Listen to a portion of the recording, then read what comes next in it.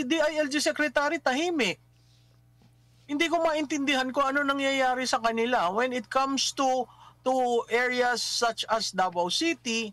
Tahimik sila. They do not want to comment, but they do so many illegal actions na kuminsan ang taong bayan nag-wonder, ano bang ginagawa nyo? Hindi ba political persecution?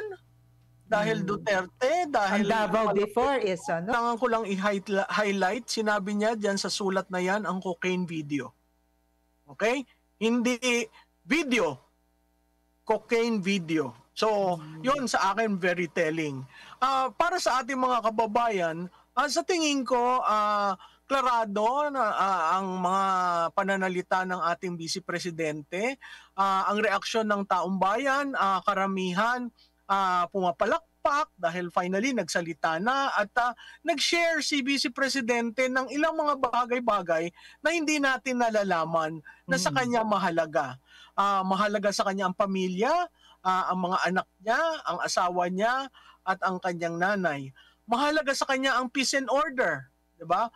Kahit kunin mo na ang security ko, basta masolbahan mo, ang tao ay hindi natatakot, ang droga ay hindi naglipana, ang peace and order ay maayos, okay na sa akin.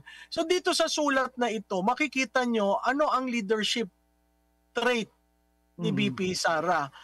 Yun, pinagdududahan ko na anong gusto nyo? Hindi natin isi-secure ang Vice Presidente. Nanalo ho ang Vice Presidente ng 32 million. Ako, hindi ko maintindihan. Tama si Miss Perle. I-request mo pa yun? Hindi ba part yun ng protocol? Pag nakita mo na yun, oo hindi ba? Kumbaga, pag ikaw naging Vice Presidente at Presidente, ito po sir ang mga clearances, ito ang mga security nyo, that's part of protocol. So ngayon, kailangan kumatok ang Vice Presidente dahil siya ay Vice Presidente lang. Kailangan kang, excuse me po, pwede ho ba mag-request ng security? What on earth? Kasi I don't understand where Romel is coming from. Meron lang akong isingit, partner Pilita, kay Memalu. Hanggang saan pwede na, kasi gagamitin, public figure kasi yan si BP Sara, kaya pwede siyang kunan ng larawan. Hanggang saan? Meron bang limitasyon din ba? Admar! Security. Alam mo ang protocol, yun nga susubo. Ang presidente susubo, no yun. Susubo ng pagkain hindi mo pwedeng kunan ng ganon. Yung presidente, nagkaroon na tayo ng babae, maglalagay ng lipstick o may aayusing damit, yung kukunin mo siya. May mga ganong protokolyo. So, yung pagdating mo lalo na dyan sa airport, ang airport is a highly controlled area. So, para may naglo-loiter na taga-media, di siguro may nagsabi. Kung yan susundan natin, may nagsabing, lalabas, kunan mo. Bigay mo sa akin, kami nang bahala mag-release.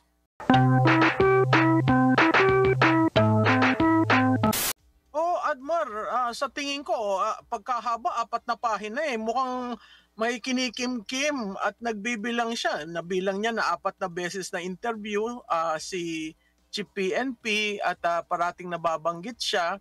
So, at ang telling doon yung pagkising sa bahay, hindi natin alam yan. So, kumbaga, parang may pagkakahalintulad ang mga pangyayari ngayon 'Di ba? Kay dating Pangulong Rodrigo Duterte, nangyari sa KOJC, kay Pastor Apollo Sikibuloy, dito nga kay VP Sara, ang bago rin is itong kay Attorney Harry Roque din.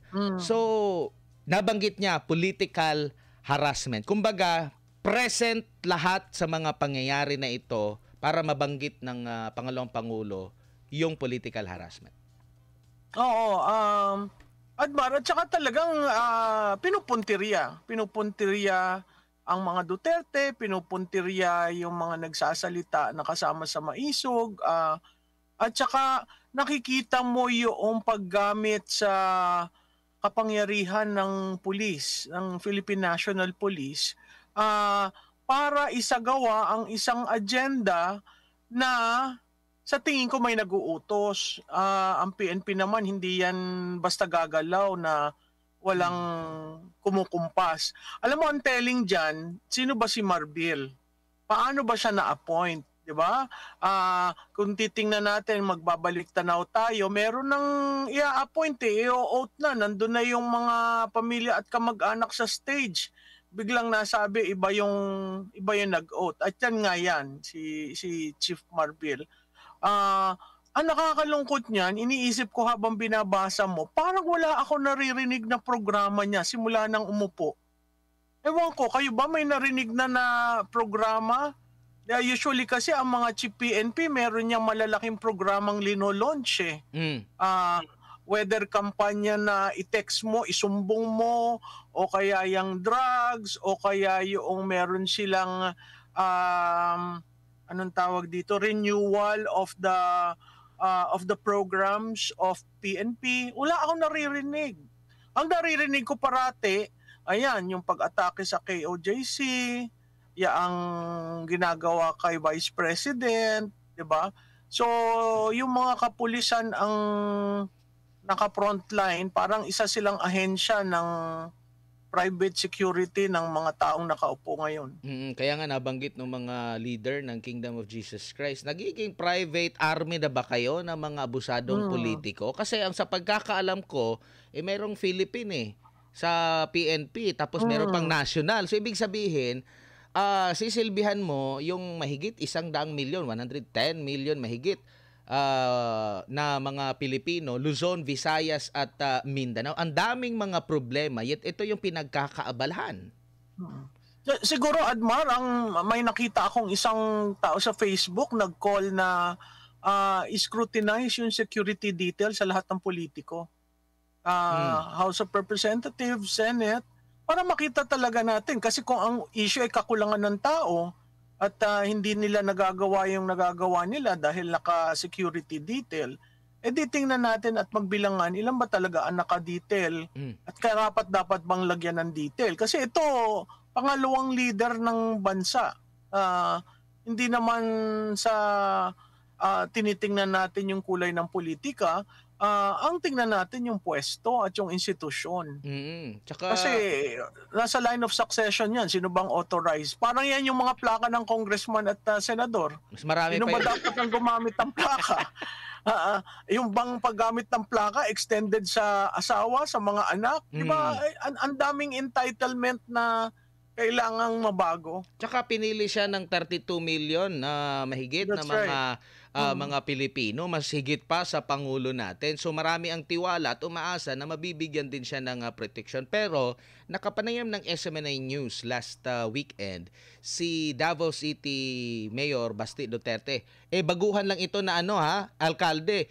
Kahit siya, sabi niya, kung talagang kakulangan ng mga pulis ang dahilan kung bakit nailipat, pati ngayon doon sa sa tawag nito, sa Kingdom of Jesus Christ sa harapan, pwede namang kumuha ng mga pulis sa bawat lugar, tigi-isa. Makakalikom ka ng marami na mga pulis para i-deploy mo sa isang area. Ang pinagtataka, maliban doon sa nabanggit ni VP Sara na galing sa Mindanao, inilipat lahat dito sa Metro Manila. Ang nabanggit niya doon naman sa Davao Region, mula sa Region 12, isang lugar lamang, tapos dineploy doon sa area na yun na considered as tahimik sa mahabang panahon. Alam mo yung movement ng mga tao, nakakapagtaka Ganyan din nangyayari sa AFP, di ba yung Board of Promotions? Sinentralize nila. So, technically, kung nagre-recruit ka ng taga Mindanao, kailangan yung taga Mindanao pupunta sa Camp Aguinaldo para mag-apply. Hindi dati katulad na decentralized. Mukhang itong sa PNP, ganyan din na nangyayari. When you try to centralize promotions and hiring, that means whoever is sitting as head has full control over it. At kasama dyan yung pondo. So, nakakabahala yan kasi biro mo, ultimong vice presidente ang nagreklamo in open letter to the chief PNP. Ngayon lang yan nangyari sa history ng PNP. Kung hindi nahihiya yung Romel Oh, biro mo, ang tawag Romel. Kaya nga sabi ko, hindi man lang ginabis. Kung hindi naiiya yung Romel, abay, sir, Chief PNP ka. General. Para kang tinawag na, hoy, sandali lang, di ba?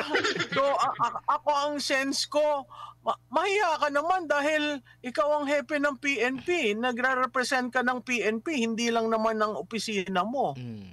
Oo. Balik lang ako, si partner Pilita, maraming hinandang mga tanong. Hindi, actually, klarong-klaro na yung yung sulat. Sulat parang kahit ako, ano pa sasagot mo doon, hindi ba? Kaya lang, Miss Malu, kahit naman siguro tayo, no, whether you like VP Sara or not, hindi ba napakaklaro naman kasi? Kasi na-state ni VP Sara doon, the timing, kailan ba nangyari yan, di ba? Tapos yung mga tinanggal ay the most trusted. When it comes to her security, hindi ba 2000 pa pala yan, 2017 pa yan, 2010 nasa kanya na. So it gives like yung parang feeling mo na you're not safe, hindi ba? So yun sa akin lang, okay, nilagay din niya doon yung incident ng casing na hindi natin alam yan, tapos yung sa airport, that's a very good point. Kung walang threat, abay nakunan. Ang vice president, no, kailangan ba yung point na sinasabi pa kasi na kung kailangan naman ay pwede siya mag-request? Hindi ba dapat ang nasa constitution din naman ay protection at seguridad? So dapat kayo na nag-iisip na dagdagan natin. Hindi sabihin kusa. Tama. Tama yun, Miss Pearl, no? At saka pag ganon, parang hindi ba request? Biro mo magre-request, ang vice presidente magre-request sa'yo, hindi ba yan standard? Kaya nga ang sinight niya yung NAPOLCOM. It was the decision of NAPOLCOM to come up with her own security. At hindi lang yun para sa kanya, para sa succeeding vice presidents. Para nga naman yung safety nila is of an important thing for them.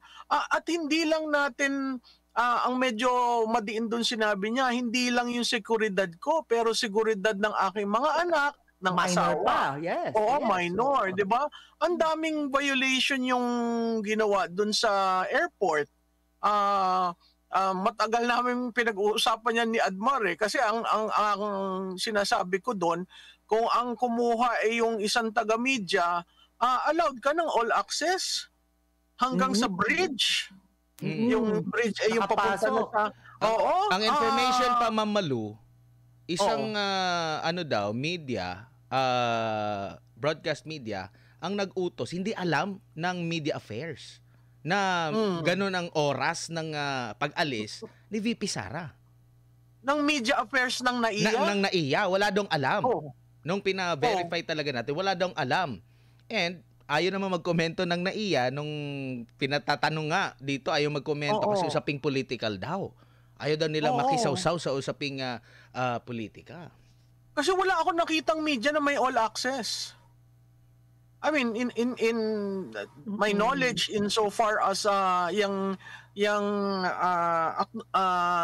tawag diyan, pag nagre-register ka na member ka ng media, hindi ka binibigyan ng all access sa airport. Kasi ang daming security level clearance ang kailangan mo diyan. Tama. Diba? Yung pumunta ka dun sa waiting area, dun sa gate.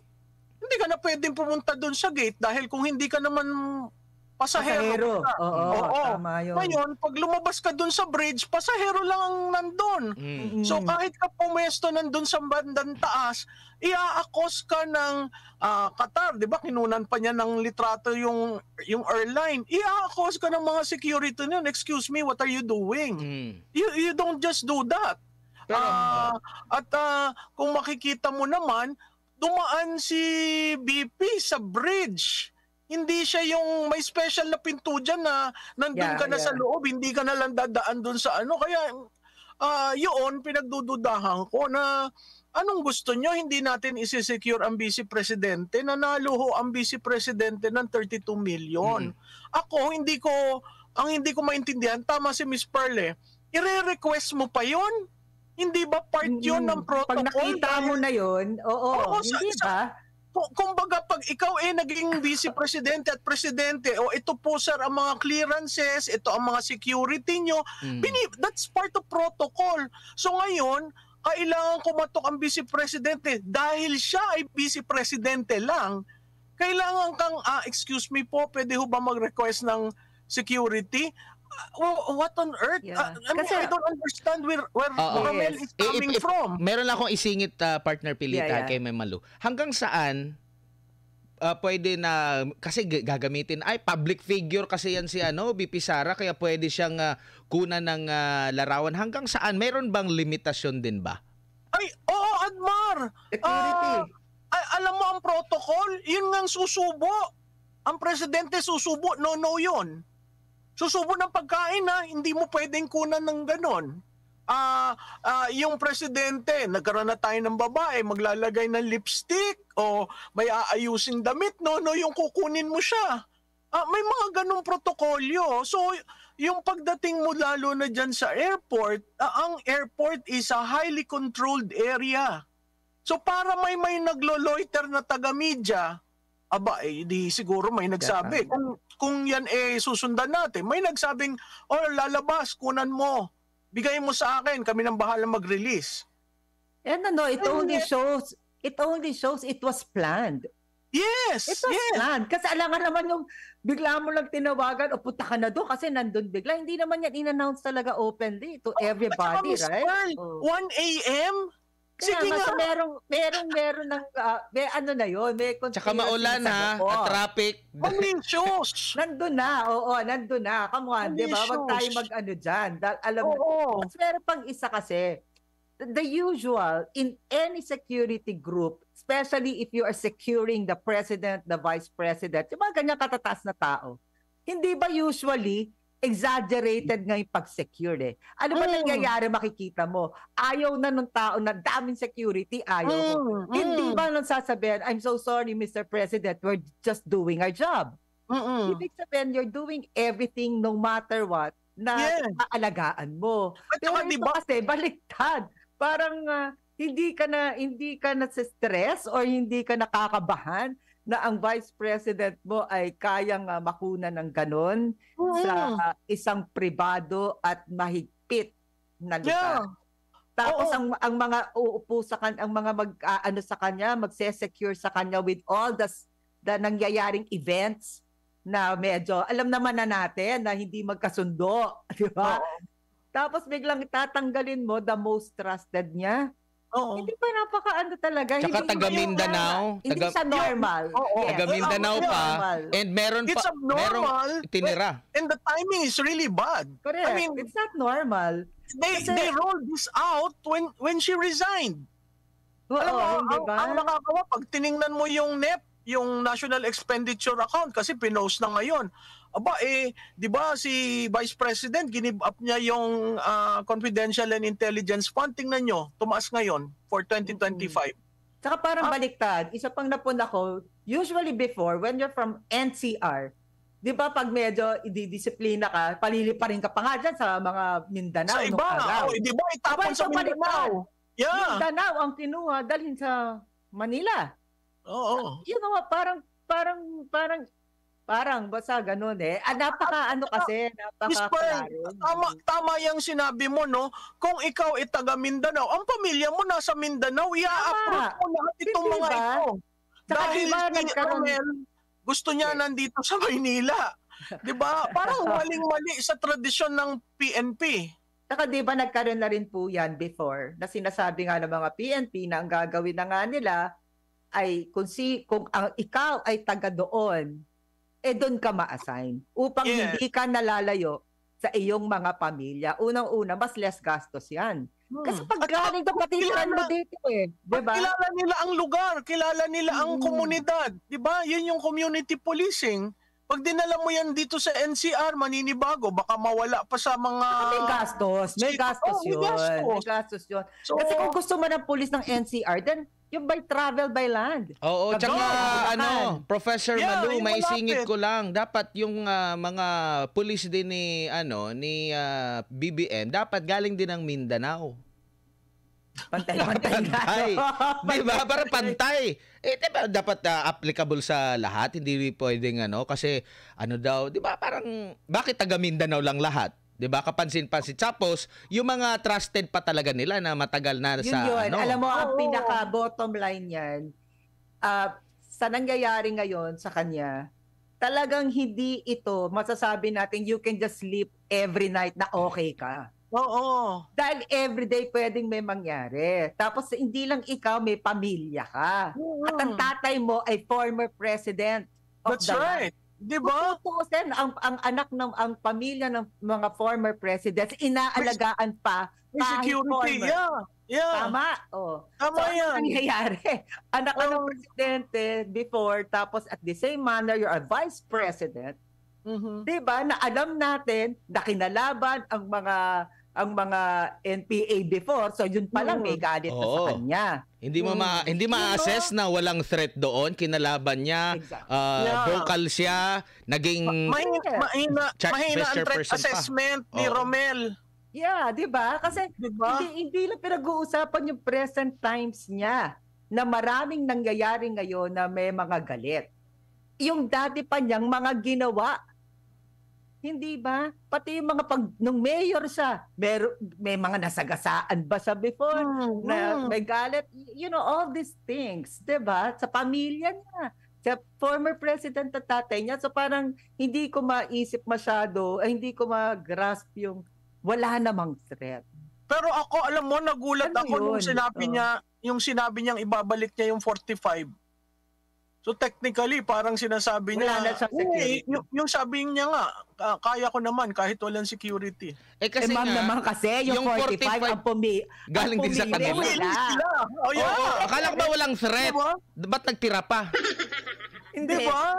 Ang nangyari, sinasabi nilang nagtira ng 45, kay VP Sara, yun ang naging threat eh. Oo. Kahit kayong namili. Hindi ba? Ganun yung feeling niya. Oo. At saka may eyes and ears na magre-report. Samantalang yung datihan mo, kabisado mo na. Alam na nila kung ano ang mga ayaw. Di ba?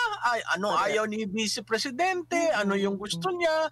Alam na nila kung paano ang scheduling. So, napakahirap niyang ginagawa ni Romel. Okay. Ngayon punta tayo, Ms. Maluna. Having this situation now, how will this change? Kasi, di ba, ganun lang naman kasimple. Kung anong ginagawa mo ngayon at pinayagan ay maaari nang matuloy sa ibang mga susunod, no? So, sa nangyaring to sa Vice President na ganito yung nangyayari sa security niya, what will happen now to the next? Ibig bang sabihin nito, kayang-kaya nila sabihin, ay nako, pag ikaw hindi sa'yo, kukunin namin yan. So kasi may president now, right? May president yan. So, they will just invoke the Romel doctrine of removing security of the Vice President. Diba? Diyan makikilala si Romel. Imbis na makilala sa mga programa ng PNP, yung pag-aalis ng mga security ni Vice Presidente. Nakakalungkot kasi ang ating politika, hindi naman tayo madalas nagboboto ng magkasama sa partido eh. Karimitan yan, ang sense natin magkahiwalay para may checks and balance.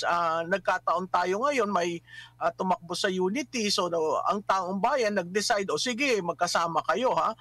Pero alam mo ang nakakagulat dito, walang tumigil kay Romel eh. Walang nagsabi mali yan. Diba? Kahit yung mga tagagawa ng batas natin, wala. Oo, inabet na parang may license to do whatever you want. Ganito na ba ngayon? Do you think it's also like a sample? Yung sinasample na kung ang Vice President, yes, nagaganto namin. So kayo, kaya namin. Do you think nagagamit siya to be like a example to sa inyo, ha? Oo. Ganon. Clearly, katulad nga yung raid sa KOJC. Ano ba yon, 'di ba? So sinampulan namin kayo. Nakita nyo, kaya namin kahit walang declaration of martial law. Ikaw, PRRD, menungsang ka namin ng security. naramdaman nyo. O ikaw, city mayor, Pinakitaan. Papansin ko, hepe, 3 beses. Kahit yung isa, hindi pa nagiinit yung puwit sa upuan, pinalitan na. Kaya namin. It's really the wanton use of force and power. Ngayon, nakita nila, hindi ka na sa amin, ha? O sige, ito gagawin namin sa'yo. Kaso naman. Oo, 'di ba? So makikita natin ang common denominator diyan, taga Davao City at Duterte. Alam mo, nabanggit mo na rin yung KOJC. Oo. Kulang tayo sa kapulisan, ano? Pero gano'ng karami yung mga napapadala doon. Dami. Alam mo, kaya nga ako natutuwa doon sa isa nyo. Kala ko nga dami nating kapulisan kasi sa daming pinadadala sa isang Di ba, meron kayo isa diyang pastor na naka-megaphone Parati ko yung pinanunood na nagtatawag, oy, wag kayo dyan sa dilim. Kasi Di ba gusto nyo kaming bantayan? Dito kayo sa liwanag nang makita nyo kami. Tapos, Prof, nahihiya na rin sila yung mga kapulisan sa ginagawa nila. Tapos, Prof, kaya nga ang sabi ang pa, call ko sa mga kapulisan, do not follow an illegal order. Why are you following an illegal order? Diba? Yun ang mahirap dyan sa both the police and the AFP. Kaya, naku, alam mo yung kagaganyan nila, hindi maganda ang nakikita ko mangyayari. Tsaka sabi pa nila magche-checkpoint sila. Wala naman silang chine-check doon. No. checkpoint Tapos na nasa labas ng gate. Oo, tapos yung checkpoint nila, yung karatula pa nung mga sinibak or inilist na mga pulis. Hindi na updated. Tapos meron pa, wala silang nameplate. Ayaw din nila magpakilala kasi ayaw daw nilang makasuhan. Akala ko ba legal yung bakit hindi kayo 'di ba? Oo. Tapos galing pa yan ng Region 12. Oo, 'di ba? So kung susuma total ang gastos diyan, araw-araw, naka-isang buwan na ba yung mga nakastasyon diyan? Kasi June 10 nangyari yung insidente. After nun, mahigit na isang buwan. Gasolina, tao, pakain, magkano 'yan? Diba? Allowance pa. Yung okay, now I'll go back to the yung kasi yung reason na kulang sa PNP. Abay, ba't di sila nag-hire? Nasaan yung mga bago nilang tinetrain? Bakit ang daming gusto naman maging kapulisan? Bakit ibig sabihin kinakapos tayo? Di ba may study po yan? Yung sa PSA. Pero may ratio yan tama. Ito ang population. So ilan ang kakailanganin mo? So that's it. Ang ibig ba sabihin nito, ina-accept nila na hindi nila nagawa yon, na kulang tayo, dapat nag-roster na sila or nagtanggap na sila ng mga pulis para hindi tayo kinakapos sa mga panahong ito, lalo na ang mga nangyayari naman ng mga yung criminality, matagal na yan. Itong mga nangyayaring kabahaan, kalamidad, matagal na yan, hindi bago to Yeah. So, does it speak that way now that they did not study the data? Tingin ko si Romel walang plano. Ang plano lang mag-execute kung anong sabihin ng kung sino mang nasa nag-o-order, o dali mo ito, o pumunta ka doon. Parang ganun Kasi di wala siyang first harap niya sa press conference, wasn't about crime index, crime prevention. Wala akong narinig sa kanya na programs that were rolled out as defining his time as chief PNP. Ang narinig ko lang talaga sa kanila, yung mga ginagawang ganyan. Nakilala siya sa KOJC, nakilala siya dun sa maisog na mga rallies na pinag-blah-blah, di ba? So technically, I don't think he's there to develop the institution. Kasi kita mo yung police ratio, police visibility. Ikaw nga ba, nung Karina ba may nakita tayong police visibility? Wala. Samantalang before, makikita mo na yan, nakaposte, naglalabas na ng mga yung kanilang floatable equipment at ready to rescue. Ganun din ang AFP, ang Army, kilala dyan. Pero nung Karina, hindi ko sila naramdaman. Oo.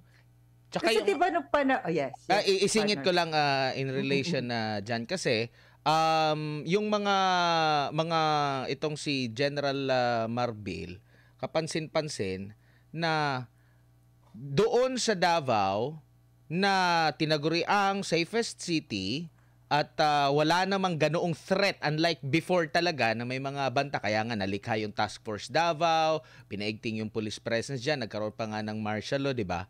Pero nung nagkaroon ng balita, Mamalu, patungkol doon sa riskiest city, wala tayong narinig na merong nirelieve doon, merong pagdadagdag ng puwersa doon sa lugar na yon na riskiest city sa mga turista, di ba, nakakahiya, hindi na po nababanggit ang Davao region doon. Bakit wala tayong narinig na gano'n na pangyayari na may nirelieve? Oy, parang wala kayo hindi kayo nagtatrabaho. Ito, dagdagan namin yung person nyo bagong pamumuno. Wala. Ang police ratio na pinag-uusapan natin ngayon daw 1:2,000. Ang gusto niya 1:500. So, kung ganon, ang laki ng kakulangan nun. So, tingnan mo sa ang area, ang police, ang crime index mataas, doon ka double up ng iyong, Pero doon sa areas na tahimik naman at namamanage kahit may kakulangan doon sa police to population ratio, di pabayaan mo sila. Kasi technically, yung police under yan ng local government, di ba namimili ng 3 pangalan na ibibigay sa mayor, tapos si mayor ito ang pipiliin, yun ang na-appoint, or si governor, ganun yun. Pero ano bang ginawa nila sa Davao? Di ba pinaltan na ilang beses na, 3 beses na hindi sinasanggunid dun kay mayor. So anong ibig mong palabasin, di ba? At in all this, si DILG Secretary tahimik. Hindi ko maintindihan kung ano nangyayari sa kanila. When it comes to areas such as Davao City, tahimik sila. They do not want to comment. But they do so many illegal actions na kuminsan ang taong bayan nag-wonder, ano bang ginagawa nyo? Hindi ba, political persecution? Dahil Duterte, dahil... Ang Davao before is, pag nabanggit mo, it's about peace and order. Suddenly now, there's so much, parang ang daming kaguluhan tuloy sa tingin ng tao. Di ba, nag-iba parang nasisira yung imahe na napakatagal na naalagaan ng Davao. Pag ipinipik mo nila ang Davao City, punta tayo sa Leyte. Kamusta ang crime index sa Leyte? Di ba? I mean, when you start comparing things, wag mong i-compare ang Davao na Mansanas sa Leyte na, ano ba magandang comparison doon? Lemon, di ba? Apples and lemon, you cannot compare them. Pero certainly, ang peace and order situation sa Leyte, problematic. Ang peace and order sa Ilocos, hindi ko alam how updated the police to population ratio, pero kakaunti rin doon. So, hindi ko maintindihan kung ano yung ginagawa ni Romel. Sino ba si Romel? Kasi tsaka yung yung parang ratio. Parang yung letter ni BP Sara, naririnig mo yung boses niya. Romel. Iba rin si Jonel, tsaka si Romel. Iba yun. Pero Ma'am Malu, yung sabi nga ni Mayor Baste, hindi kailanman mo makakamit yung kasapatan ng dahil yung kota naman ng Philippine National Police, hindi yan kaing-sabayan yung populasyon ng Pilipinas. 'Di ba? So sabi niya dito 1:500. Ang paglilipat ba makakasolve doon sa 1:5? At saka yan may impact yan sa sweldo. 'Di ba? Binito nga nila yung batas ni Senator Bato. Tama. Tungkol sa benefits. Paano ba ang gagawin natin dyan? So you have to contend with, i-index mo yung crime. Kung saan mataas ang krimen, doon ka maglagay ng i-double up mo. Doon sa kaya naman, pabayaan mo sila, nasosolbahan nila ang problema na walang contribution doon Pero pagdating sa NCR, para kasi niya sinasabi ang NCR, ang crime index mataas Tama. Imagine mo kukunin mo lahat yung mga yan. Na galing sa BP galing sa office ng BP ang kailangan. Saan kaya yung paglalagayin? Yung then there's another one. What do you think of the tingin or impact or perception na sinabi ni Senator Bato na mag-volunteer yung mga ex-PNP for the security of the Vice President. Oo. So, Oo. mangyayari, walang sweldo, walang lahat. Di ba pag gano'n, Marami. ibig sabihin, ganito na ba katindi na kailangan na ang Vice President ang nag-secure na ngayon ay mga dating pulis sa civilian. Oo. Ibig sabihin, ano nangyayari? It's not nice, di ba? Hindi maganda sa bansa. Oo. At saka, si Senator Bato, Chief PNP yan, di ba? Yes. Balita ko rin, may mga ilang security sa kanya, inalis rin. So, para ang isang Chief PNP mag-call ng ganon, medyo makikita mo na banggaan na ito ng mga opisyal at banggaan sa loob. Kasi pero ang kagandahan niya, ang dami nagbo-volunteer. Sure. Oo. Nagulat ako dun sa pagtiningnan mo yung post ni Senator Bato. Ang daming mga kuha na, sige, game kami. Ito magbubumerang sa administrasyon. Kaya siguro malakas din ang loob ni VP Sara na sosoli ko yung 45 mo, sa'yo na yan. Kasi siguro talagang meron ng mga taong lumapit siguro sa kanya na I'm willing. Tsaka iba rin yung iba rin yung lasa doon sa may iba mas lalo nagkakaroon siya ng banta. Doon sa hindi siya yung pumili. Exactly. Tuloy pagdating sa ibang tao. Correct. Isipin mo, nagpapabango tayo sa mga ibang bansa, sa mga investment. Ito pinag-uusapan na po natin, ang ang away ng presidente at vice president. Tapos nakikita mo tong ganito na ang sarili mong vice president kailangan pa ng volunteers dahil wala sang security. Ay, papakita natin yung post ayan, sabi dito, attention, former PNP, AFP personnel who are good at unarmed combat and volunteering to provide security and protection to VP Inday Sara, please sound off. Bayanihan lang, walang sweldo. Di ba? Meron itong almost 10,000 na mga likes, hearts, and 2,000 shares. Alam mo, ang nakakatakot dyan. Ang nakakatakot dyan, inalsan nyo kami, di gagawa kami na naming security force. Sasabihin naman, you are arming. You are arming yourself. That is a private armed group. Private army naman. Sasabihin na naman, destabilization yan. Diba? Ang daming permutations na pwede sa isang bagay na hindi pinag-isipan ng maigi. At saka titingnan natin, Miss Perla, si Vice President, for you to write 4 pages, talagang inunburden na niya yung sarili niya dito. Saka hindi parang sulat na corporate. Talagang personal. Personal na. At saka hindi nga ginamit yung official stationery, yung letterhead. It's really a personal letter. Yung pagkasabi niya ng Romel, parang hindi ka na tinawag na Chief PNP, pero remember, ang letter niya, personal din. Hindi niya nilagay na Vice President Sara. That's right. Nilagay niya as a person also. At saka hindi nila clinose yung signature. Siguro baka sabihin pa kung sinong gumawa nito. Pirmahan, bayaan mong ilabas. Pero alam mo, nung nakita ko yung signature niyang nilalabas ng gano'n, dapat yata hindi. Di ba? Ang daming kopya Pero ang akin siguro na sobrahan na talaga.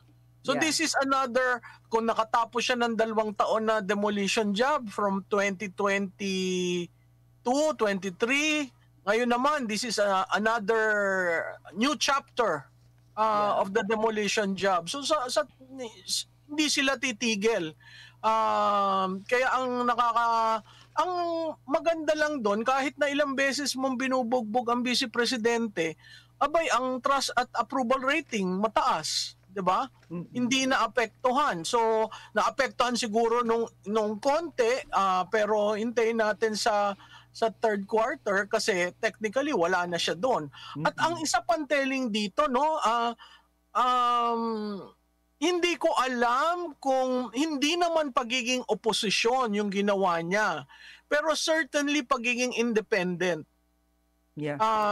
Kasi tumahimik siya. Ito yung after ng Designated Survivor, House of Cards, 'di ba? Ito yung talagang telling about security.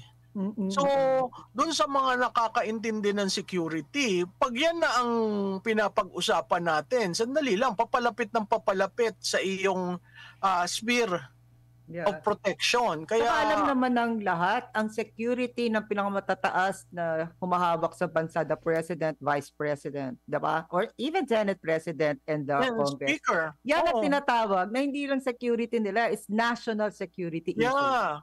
Ito, Pag may pakinggan. nangyari dyan, pag Ito, may nangyari sa isa sa kanila, merong binanggit ang si national VP security Sara issue. sa kanyang statement. Para alam lang ni, baka may makuha si Romel na programa dito. Sabi dito, simula nang maging mayor ako noong 2010, nandyan na ang issue ng kakulangan ng pulis. Hindi mo mahahabol ang police to population ratio sa pagkuha ng security ko. Ang kailangan ng PNP ay isang chief na makabago mag-isip Yes. at gagamit ng makabagong teknolohiya, drones, innovations at iba pa upang mabigyan ng solusyon ng issue ng peace and order. Makabago na yung panahon ngayon tapos makaluma pa. Admar, yan nga yung pinag-uusapan natin. Walang programa. Naghihintay tayo improvement of peace and order. How do you plan to do that? 'Di ba? Parang wala sila doon sa issue 'yon. Nandun sila sa issue na hindi, kunin na natin 'yan. Bayaan mo sila. You're on your parang own. mano-mano ang dating, Oo, at saka walang modernization na part. Parang mano-mano pa rin. May PNP modernization na tayo. 'Di ba, inimprove na ng base pay ni PRRD ng mga kapulisan. Tapos ganyan ang mangyayari, para namang nakakatawa ang ginagawa ninyo. Oo. At may balita ngayon. Tumanggi daw magbigay ng pahayag o komento si Chief Marbil. Kasi ikaw ba naman sabihan na wag mo nang gamitin yung pangalan ko sa pahayag. O kaya sinusunod lang ni Marbil. Sinusunod lang ni Marbil yung sabi ni Pisa. So magkuhan ka dyan sa drugs, 'di ba? Ang daming peace and order issue, yung namatay na turista sa Tagaytay. Ano na ba 'yon? Yung police operation sa Alitagtag. Ano ba 'yon? Lahat hanging. Saka mahirap yata yung paano niya sasagutin yung sinabi ni VP Sara na hindi nyo hiningi, hindi kayo nag-ask ng permission. Oo. 'Di ba? Kasi sinabi niya doon na di ba? Meron pang isa muna. Mamalu. Sinabi hindi. O paano mo sasagutin ngayon? Halimbawa, dito sa Kingdom of Jesus Christ, 'di ba? Nagbigay sila ng rason bakit sobra-sobra mga pulis doon, kasi sabi nga ni Secretary Black Rider ba 'yan? Anong palabas ba 'yon niya? Secretary Abalo, sinabi niya na bunga raw 'yon ng matinding pag-aaral. Tapos at the end of the day, walang nakuha sila doon. Tapos magpapalabas, meron nang nagbigay ng 10 milyon na kumbaga pabuya. Grabe daw yung mga intelligence. Ang dami nila mga bulaklaki na mga salita. Meron na daw mga intelligence, ganito, ganyan. Tapos lately lang, nagpakalat na sila ng mga tarpaulin, yung wanted. Nandun na yung mga mga muka. Sabi ko, akala ko ba may intel kayo? Kaya nga sinabay nyo yung raid, pero wala. So, ito yung ganito ang kapulisan natin na ngayon. Sad to say, yung mga pulis sasabihin lang naman nila na sumusunod lang kami sa utos. Yeah. Pero di ba bilang law enforcer, Mamalu, tagapagtupad sila ng batas, pwede ba nilang arestuhin pag ang nag-utos sa kanila ay sumaway sa batas? Oo! Illegal order balik ulit tayo sa Alitagtag. Yung Alitagtag, ang sabi nila, biggest hole. Nandun si Presidente, nandun si SILG. Tapos pinapakwento nila dun sa pulis. Sige, magkwento ka. Tapos yung magkwekwento na, sandali lang, operational ha. After noon, di ba na-identify yung nagmamaneho na foreigner, di ba? PhilAm. Ano na nangyari? Kinunan nila ng fingerprint, naka-cover ang muka. Ano na nangyari? Kahit nga sa SONA, hinihintay ko kasi biggest hole Tama. Di ba pag biggest hole, Hindi kailangan pagmalaki mo yun. Ano nangyari? So dun pa lang, that's an example of how bad our PNP is. Doon sa namatayan sa Tagaytay na Magnobio, di ba yung lalaki, foreigner, ano nangyari? Hindi ko maintindihan. Ang naririnig ko ang NBI. Pero ang PNP, hindi ko naririnig. Saka yung mga Oo. missing persons na Yan, yung mga bata, isusunod ko nga yan, Miss Pearl eh. 'Di ba? Ang sabi daw donor ko niyan organ donor kaya mga bata. Sir, si Paring Romel na tinatawag ni BP, ano nangyari doon? Intelligence, yan ang napaka-importante. Parang mo, nawala yung nakakalungkot. issue, Oo. Yung sinabi mo na national security, nakakalungkot dahil ultimo si national security anyo na dati na may kalihim ni PRRD, hindi man lang nasabi na, hoy, mali ang ginagawa nyo. Anong ginagawa nyo? That is a risk. That is a national security talaga. risk. Pag may nangyari, Yes. may nangyari kahit man lang yung kunyari attempt, no? The attempt na lang, ha? Kung si Trump na hindi na presidente, nagkaroon ng attempt, kita mo sabog, di ba? Yan, Secret Service pa, di ba? Eto nakaupo na binoto ng mataas ng numero. Pag kahit anong mangyari sa kanya, kahit na hindi fatal, pero merong nakaabot na whatever na malaking issue sa Pilipinas yan. At nakikita mo naman si BP Sara, malapit sa tao, hindi naman diba? Hindi niya kinapa ng tao, siya pa ang pumupunta. Yun na nga sinasabi ko, kung sa mga usual na security yan, dahil sa ugaling lapit ng lapit, di ba parang tatay niya, kung saan kumakain, dadamihan mo eh. Kasi no risk ka dapat. So parang hindi talaga siya yung typical way itong ginawang pull out. Parang may mali, no? Oo. Dito, sunog si Romel dito. Sa tingin ko, paano sige nga, sagutin mo yung 4 na pahina. Sunog na sunog ka. Crisp ang pagkasunog. Sabi nga ma'am, kaya nga hindi siya sumagot kasi nga ayaw ng pabanggit ni VP Sara sa pangalan niya. Sumusunod. Pero na talagang ang pagkasabi niya yung para hindi pa kaalaman na tulad mo. Oo. Pero ma'am, may dugtong ko lang, doon sa alitagtag pa lang, ipinagmalaki nila na buo ngayon ng matinding intelligence. Pero nung una sinabi nila, by chance lang, 'di ba? Nagkaroon ng checkpoint. May checkpoint daw doon. Sabi ko, meron bang intelligence na parang tadan, naswertenahan na At diba ang losing thread diyan may private yacht. Kasi tinitingnan nila yung mga yate kung saan bumaba. Tinitingnan nila who has supervision over the private yacht. Ano nangyari?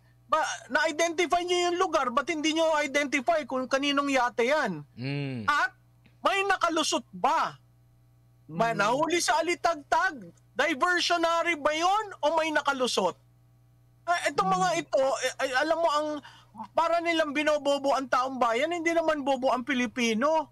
Oo, tsaka yun ang nakakalungkot Toniladang droga yon. Mas grabe yung mga perwisyo niyan sa mga kabataan. Wala bang friends na nag chip in para ng reward? Oo, di ba? O yan. Laki niyan. Matindi yan. At saka ngayon lang ako nakakita ng drugs na ganyan ang pagkabalot. Oo nga. Tapos 'di ba sa mga checkpoint din. Sa mga checkpoint, hindi ka pwedeng maliban na lang kung baril kasi makikita mo yung baril. Pero pag mga ganyan, hindi mo pwedeng buksan tapos i-check yan, 'di ba? Oo. Ang balita ko nga yung mga duty noon, hindi nagkaintindihan kung anong gagawin nila eh. Oo. So, that is not intelligence. Tama.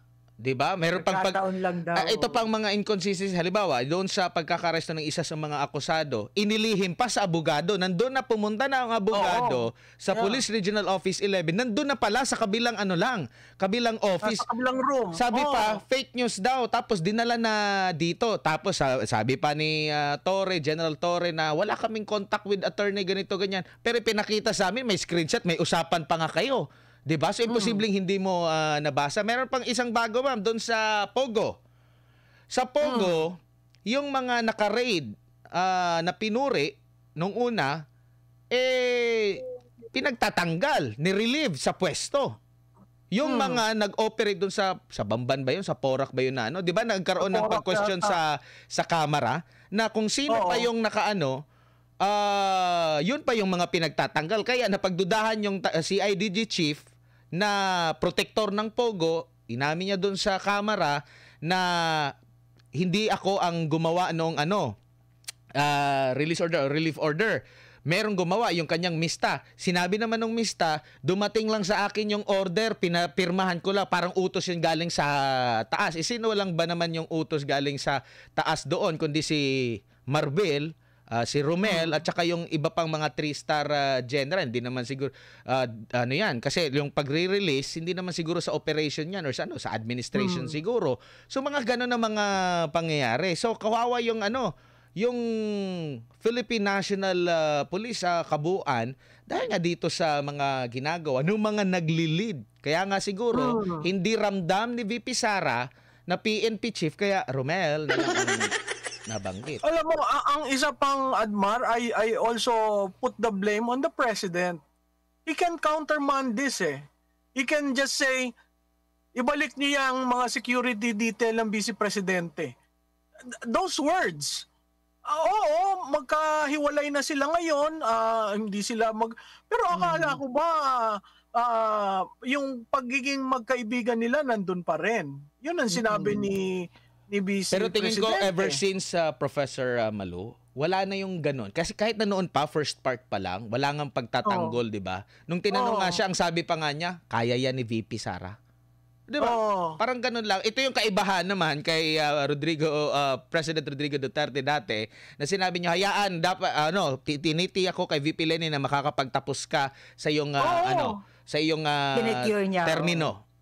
Tsaka wala siyang ginawa na, yun, hindi sila magkasama. Wala siyang ginawa na, hindi, akin na yung security mo. Tsaka may time nung ang ating bansa ay nasa pandemya.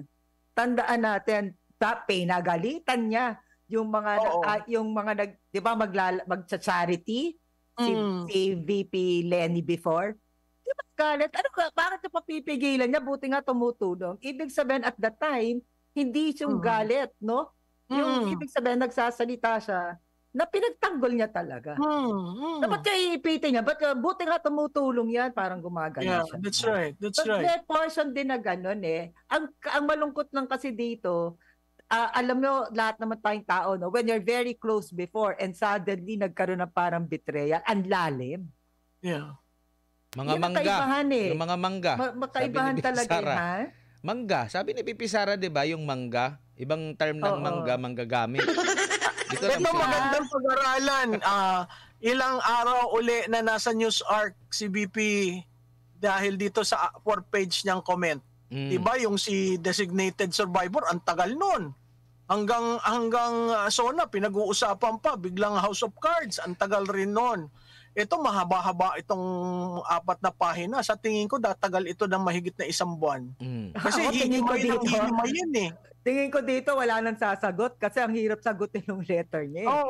Tsaka mahirap sagot. Alam mo yung parang yung mga mismong kritiko din, Professor Malu, at sila maging Presidente VP Sara, bakit ko nabanggit yun? Kasi nga, siya yung hinahanap na hindi naman siya yung nandun yung power niya. Diba? Kumbaga, ang power na mas makapangyarihan sa kanya in terms of pag-utilize sa mga ahensya ng gobyerno is nasa Presidente. Vice President. Pero alam mo, Admar, bakit hinahanap si BP? Kasi si BP ang tulay sa tao. Nakita mo doon sa baha, yung pag-ikot, hindi naman nakaka-relate yung tao, hindi sumusugod sa kanya. 'Di ba?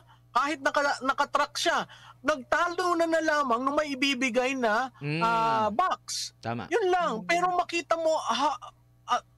mo yung diferensya So kailangan niya si BP Sara to connect with the masses. Ngayon wala si BP Sara, sinong gagawa nun sa kanila? Sa tingin ko yan ang biggest question na hindi naiintindihan ng taong bayan. Ano ang kontribusyon ni BP Sara dyan sa presidential, vice presidential ticket? Ngayong inalis mo siya, kanino lalapit ang ordinaryong tao? Sa tingin ko hindi yan lalapit sa presidente. Kaya doon ang malaking, nakita nyo, kaya lang nagtalo nan dahil may kahon. Pero nakita mong endearing, kumakamay wala. Kaya nga sabi ko maling-mali at tapos may camera pa. Yan naman ang magaling sila sa optics pero ito parang hindi nila At kita mo yung mga cabinet secretary, nandyan si Bonoan, hindi mo maintindihan kung anong reaction Pero nila.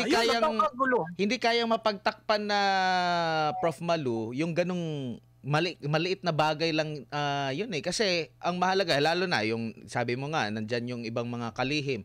Sino bang nagmamanage para sa doon sa sa flood control project? Ang recent na naman na palusot, rason nila ay dahil daw dapat na daw baguhin yung hindi na raw akma yung mga flood control project. Sabi ko, bakit parang billion ayaw nang tanggapin na nung una, climate change, basura, tapos kung sino-sino. si Barco, dapat sabihin lang ni Presidente, I take full responsibility. Pasensya na, sorry. Sure that things will be better. Ganun lang. Dahil ang Pilipino, mapagbigay naman yan eh. Kasi dati meron pang nabangga yata ng barko. Barge. Tapos naging basura ang dahilan. Ngayon naman hindi na tugma. So again, the study, it only shows. Hindi inaaral. Naglabas kayo ng billion, hindi naman pala to modernized na way. That's why importante ang science di ba? Tapos ang natatawa ako, naghihintay daw siya ng data to make a decision. Sir, ang data nandyan sa NDRRMC. Ang data nandyan sa NAMRIA, Geohazard Map. Oo, Mamalu. Nandun. Mamalu, ito bang last na comment ni VP Sara? Para ba to kay Romel o baka sa iba to? Sabi din kasi niya dito sa PS niya, at laging tandaan para hindi magkabuhol-buhol ang kwento mo, laging magsasabi ng totoo. Para kay Marbil ba to? Ikaw talaga pilyo ang utak mo. Ay, hindi mo. Kasi nabanggit mo kasi yan. Kaya best friend ka ni Di former ito si Senador Trillanes din. Meron din siyang puna. Di ba? Oo. Naman, makapagsalita lang yan. Wala naman ang pumapansin dyan.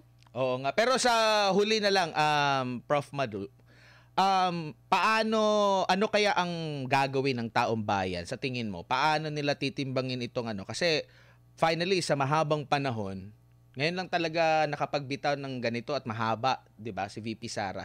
Si VP Sara po, unti-unti lang 'yan kasi kumbaga Vice President lang naman siya, ganito ganyan. Pero yet hinahanap pa rin, 'di ba? Nabanggit nga niya sa kanyang unang ambush interview niya, first time din niyang malaman na pinagkokomento siya sa lahat, no? First time din niya marinig yung mga ganon, yung isang Vice President. Paano dapat timbangin ito ng publiko sa mga pangyayaring nitong mga nakalipas sa Prof. Malu? Sige, Admar. Bago ako sumagot dyan, siguro kailangan ko lang i-highlight. Sinabi niya dyan sa sulat na yan, ang cocaine video. Okay? Hindi video. Cocaine video. So, yun sa akin very telling. Para sa ating mga kababayan, sa tingin ko, klarado na ang mga pananalita ng ating Vice Presidente, ang reaksyon ng taong bayan, karamihan pumapalakpak dahil finally nagsalita na at nag-share si Vice Presidente ng ilang mga bagay-bagay na hindi natin nalalaman na sa kanya mahalaga. Mahalaga sa kanya ang pamilya, ang mga anak niya, ang asawa niya at ang kanyang nanay. Mahalaga sa kanya ang peace and order. Diba?